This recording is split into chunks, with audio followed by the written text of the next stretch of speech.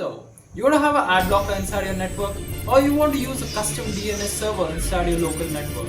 Pi-hole is the solution for that. So first, let's create a virtual machine where we'll be installing Pi-hole services. In my case, I'll be using a Ubuntu server.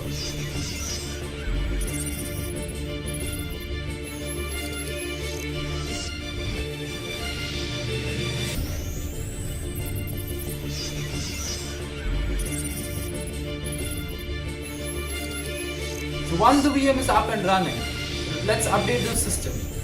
So run the command sudo apt update. This will update all the services that is required for the system. Once the update is completed, install the network tools. Run the command sudo apt install network tools. Once the network tools are installed, look for the interface and your IP address. Let's now set up a static IP address for your virtual machine. Here, make sure you edit the right interface. Now check for any errors. If there are no errors, that's good. Now let's enable SSH service. I will log into my server using SSH.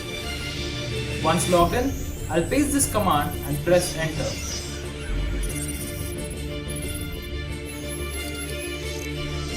Now I'll go with the default options of Pi-hole. So click on OK, continue, and so on.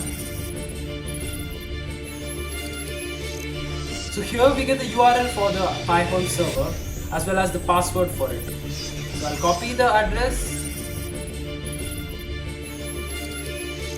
Now paste it into my web browser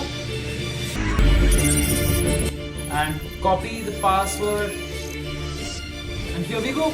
The Pi-hole is installed in our network.